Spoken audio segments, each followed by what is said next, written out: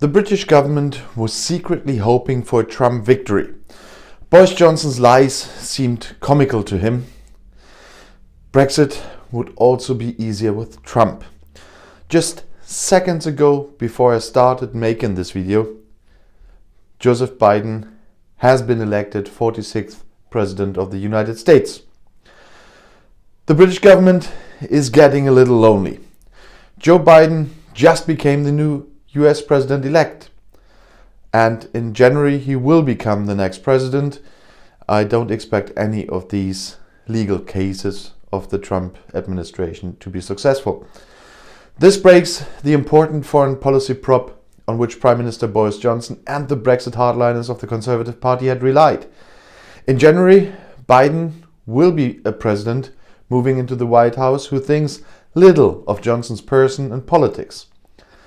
This is happening almost at the same time as the UK is leaving the EU, giving up its role as the bridgehead for Americans in the EU, and is therefore less interesting to the US government than ever before. It would be a little less lonely if the Johnson administration hadn't strained relations with the EU as much in recent years. Downing Street had apparently hoped for a Trump victory until the last few hours. We were surprised how close it was, admitted Foreign Minister Dominic Raab on Wednesday.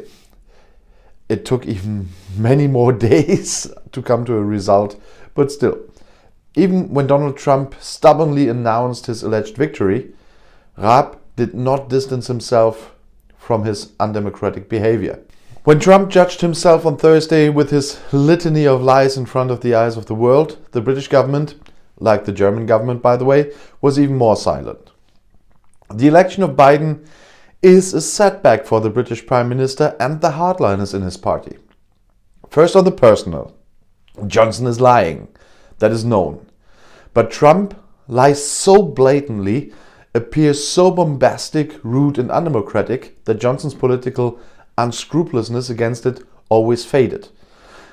As long as Trump was defaming judges and courts, berating the press and stirring up the mood in the country, Johnson was not seen doing the same. Only Johnson seemed incomparably more sympathetic than the demagogue Trump with his pretend nudity and the expensive British private schooling. Even the well-known author Tom Bauer reveals in his new Johnson biography entitled The Gambler how he falls for the charm of Boris. He portrays Johnson as the victim of his blasé, ruthless and towards his mother even violent father, according to the motto, Boris is trapped in himself and cannot do otherwise.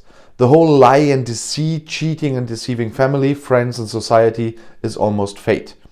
Johnson's employees, such as former Minister Rory Stewart, criticized Johnson's getting off too well in the biography.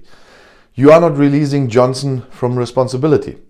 For Biden, a sense of responsibility and a sense of honor are at the center. Biden was also elected because he propagates what Trump and other populists do not have. Respect for the Constitution, laws, multilateral organizations, such as the World Trade Organization, and agreements, such as the Paris Agreement on climate change, but also respect for the diplomatic community spirit and EU and its rules. That is why Johnson, as Europe's Trump, and now in a leading role the only Trump left, as the British Prime Minister is sometimes called in the USA, is likely to have a difficult time in the new White House. Biden will not have forgotten how the Tories, including Johnson, fueled and exploited the incitement of Nigel Farage and his UKIP and Brexit parties to profit from it. That is dangerous for Johnson, especially since competitors such as the Chancellor of Exchequer Rishi Sunak or even the opposition leader Keir Starmer could suddenly represent a better alternative to Johnson with prudence, expertise and politically correct demeanor. What's more, the honesty with which television stations CNN and CNBC describe the Trump lies as such have caught in the attention of the UK.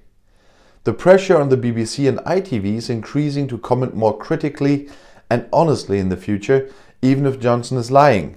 You might have seen what happened when Trump gave his speech with all the fraud claims without any evidence behind it. They just turned him off. Because you can't stand even a president standing in front of the press lying and expect the TV stations to broadcast that all over the land. The change in the White House also has an impact on Brexit and the negotiations between London and the EU. As an American with strong Catholic Irish roots, the welfare of the Irish is important to Biden, but above all, the Good Friday peace agreement.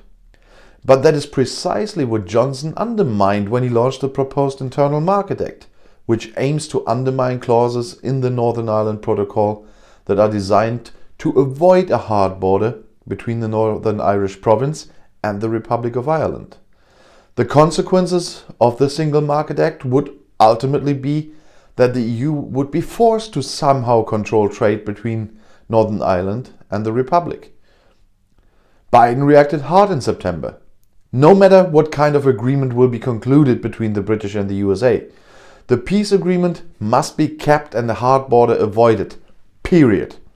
In plain language, Johnson should forget the controversial clauses of the internal market law. But Johnson can only justify this dramatically if he agrees on a trade agreement with the EU, and time is slowly running out. Johnson relies on the goodwill of the US government. After all, a trade deal with them is the reason Johnson and the Tories were determined to leave the EU internal market and the EU customs union. The main argument in favor of Brexit has always been that the United Kingdom, detached from the harassing EU regulations, would then have the freedom to negotiate lucrative trade agreements with third countries, above all with the USA. Precisely for this reason, Johnson and the Tories' Brexit troops accepted Theresa May's exit agreement. After all, Trump threatened at the time that the Americans would otherwise not be able to trade with the United Kingdom. The US wanted to export food to the British, for example, meat treated with growth hormones. But that only works if the British do not have to comply with EU food safety standards. It is one of the reasons why the British negotiator David Frost refused on Wednesday to enter into the matter of level playing field with his negotiating partner Michel Barnier. After the talks, Barnier even warned that the British had withdrawn from previous commitments. Even with the fish it went no further. Some observers suspected that the British team might have hoped that Trump would win and that London could risk a radical break with the EU. Downing Street will consider that, they said. The Conservative Party will soon find the culprit for keeping the country so sidelined. And his name is Boris Johnson. The Prime Minister is already facing domestic political difficulties, not because the second wave of corona infections strikes and the country is now in the second lockdown again, not even because the economy will do worse this year than other European economies, with a forecast minus of 11%, but because Johnson keeps making decisions that he later has to overturn. The list is growing and opposition leader Starmer is finding it ever easier to portray Johnson as a failure in Parliament. The question is, when will the party consider that?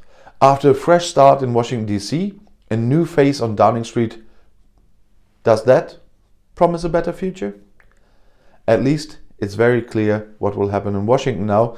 So congratulations, Mr. President-elect, and congratulations to Mrs. Vice President-elect. Well, that's historical as well. It's the first Afro-American, Southeast Asian American female vice president in the history of the United States. And I'm quite sure that the relationship between the White House and Europe will change compared to the last 4 years in the next 4 years. But first, let's wait how this plays out. Today is a day for celebration for the US Democrats. We will see what Trump will do in the next days in his tantrum, not wanting to believe that he lost the election. What we've seen in the last days from the still President Donald Trump was so undemocratic. I can't even explain how I feel about this. Now it's 8 p.m. in Germany and late, so I'll see you tomorrow in my next videos. Click and enjoy. Viel Spaß.